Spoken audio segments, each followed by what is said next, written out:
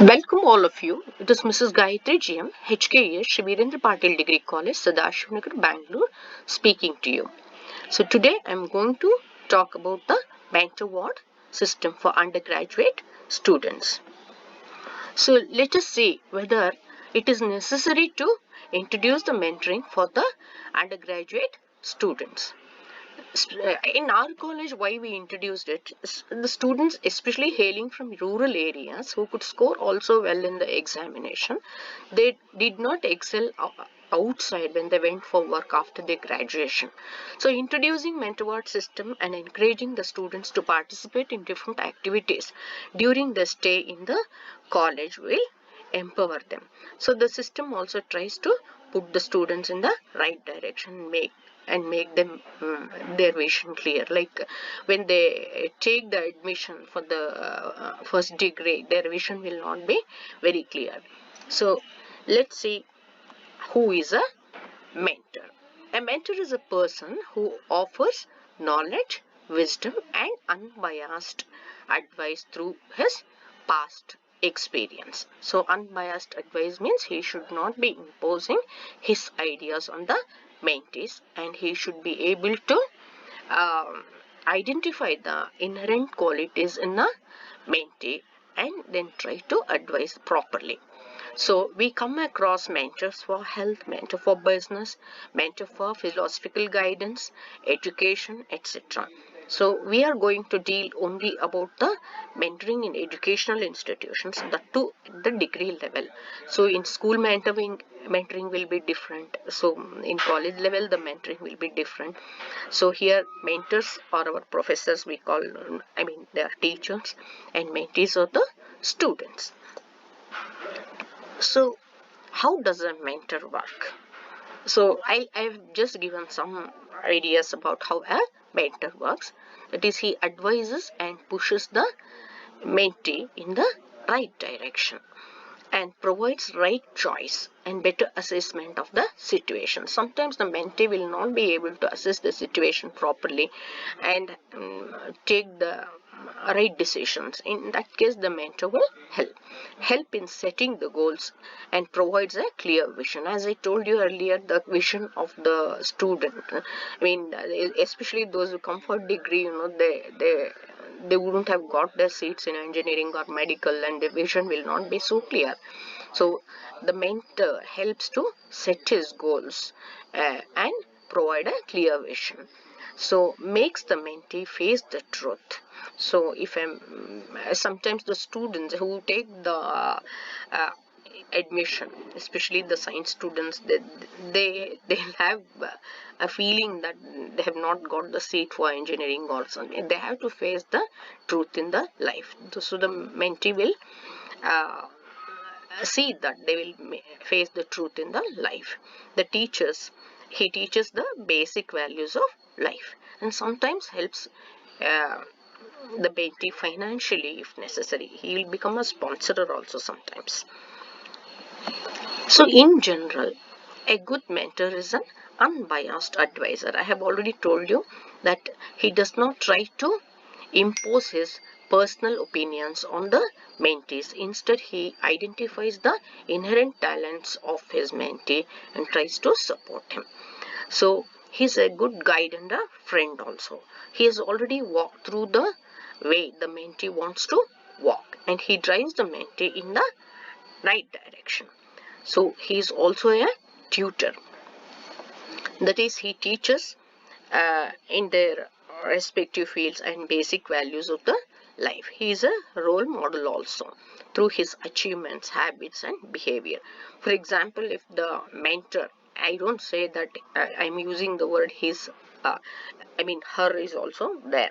Like suppose say a teacher smokes before the students, and he cannot become a role model. Even if they have some bad habits, they should not do it before the mentees or the students. As I told, he is a sponsor if necessary. He is also a goal setter when the mentee relation is not clear.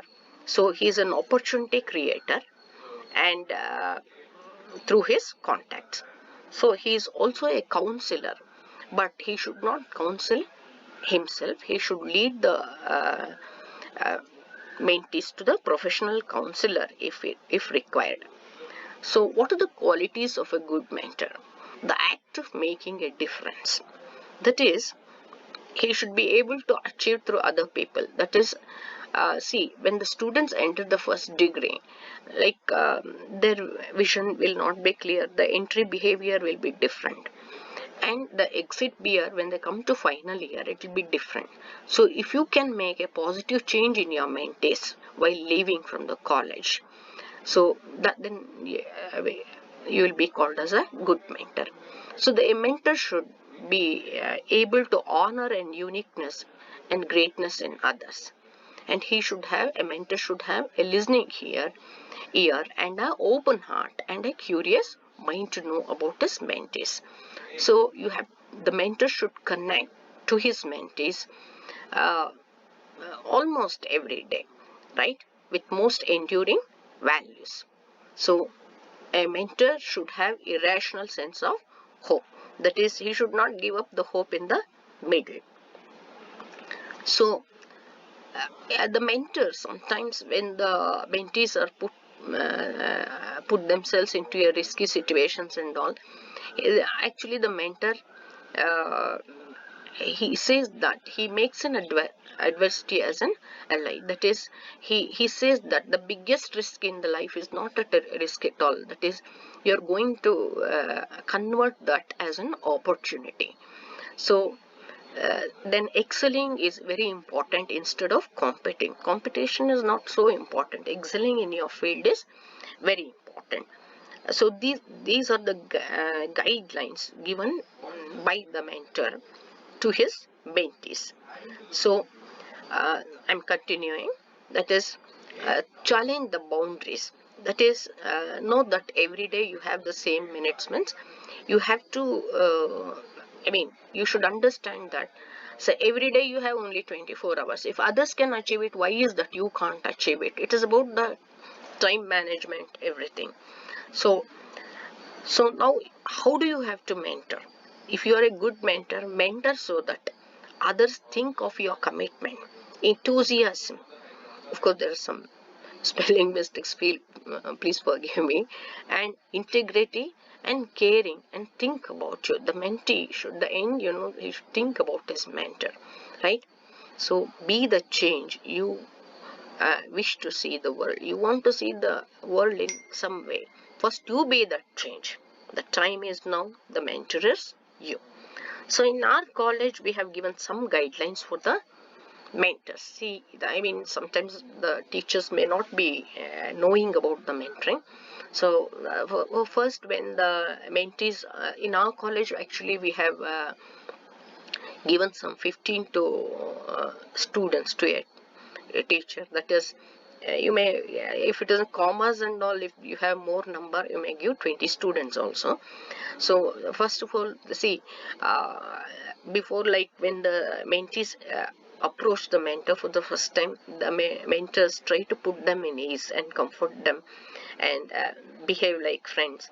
They talk about the college campus, library, scholarships and other facilities available in the college, asking about their mode of travel, well-being, family, right? So if they have any problems also about studies or personal or anything, they'll speak. Then they become little serious about the mentoring. So the attendance is very important to the class. That is, if there is shortage, they have to give the reason properly. That is punctuality to the class. Values of attending the class.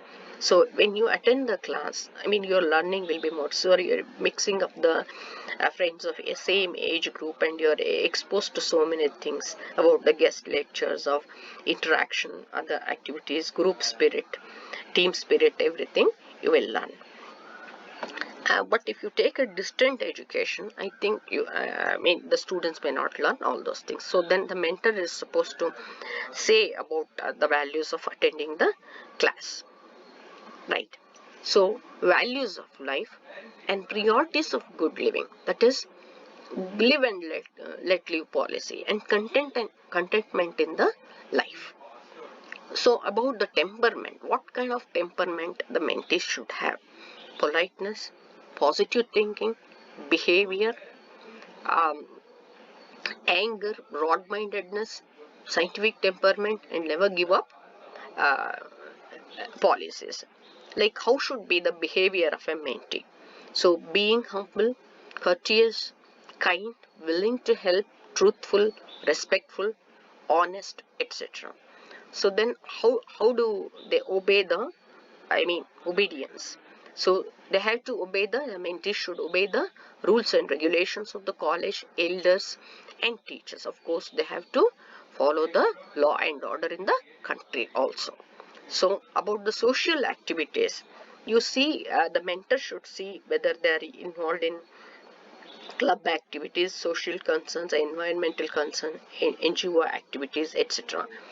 Then about the co-curricular activities. Co-curricular is parallel to the year curricular, that is about the assignments, seminars, paper presentations and publications, projects, etc.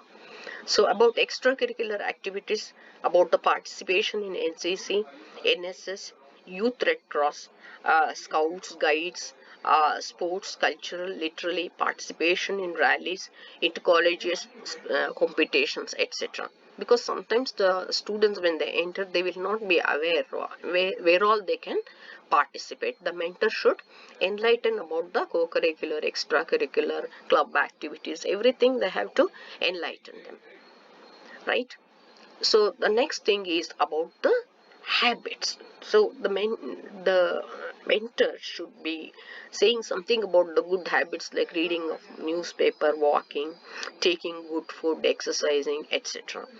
But about bad habits, you have to talk to them very gently, about smoking and drinking and addiction to drugs and all. You have to be talking to them very softly and gently. So about the preparedness, maybe about the examination, the mentees are advised to think ahead, plan well, and have open mind and have discussions, right, and take suggestions also, and then take decisions. And they should be willing to change. Some of the students will not be willing to change and accept their weakness at all, and mistakes also. So in that case, the mentor should advise them to apologize and forget unpleasant situations, and again work in the grow. So if a mentor is successful in doing that, he should be a real good mentor, that too for the teenage students. So the mentors are advised to, so sometimes the teachers, the mentors will have confusion about what they have to write in the diary. So for each mentee you will be having you'll be maintaining a diary to enter their performance during the course. So the mentors enter the diary after discussing with their mentees in each semester. Maybe how actually it depends upon how many meetings they take with the. So about the academics, how about the attendance tests, how they do in the exam, those things should be definitely entered. And about the co-curricular activities, about attendance, attending the conferences if they have attended. So if they have won any prizes, definitely it has to be entered. In seminar, paper presentations, some people have done national paper presentations or international or state level or something. You have to enter all those things.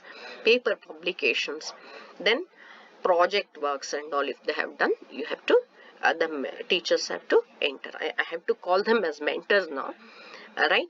The mentors have to enter in the mentees diary. So the mentor, if you have 15 students, you will have 15 diaries with you. The diary will not be big book or something like that. It may be a few sheets of paper for each mentee. So about extracurricular activities like sports, cultural activities, NSS, NCC, if they have won any prize or if they have done any extraordinary achievement, such things also should be uh, entered in the mentee's diary. About Red Cross, anything, if they have donated blood or something like that, right? About social service, in suppose sometimes the mentees go and serve in the old age home, then for 1 or 2 days, orphanage, blind sectors, etc. If they have done, even that can be entered. So problems including personal any, but actually the teachers, if they are not professional counselors, don't counsel. it may lead to problems. So lead the mentee to a professional counselor, and that also can be entered in the diary. So mentor should identify actually inherent talents in their mentees and try to support them. You should not be imposing, the mentor should not impose their personal ideas on the mentees. So this is what I have learned after taking as a mentor or coordinator in my college. And if any teacher, like any professor, if they have any other ideas than this, please share with us in Gnananidhi, so that we will learn from you. So thank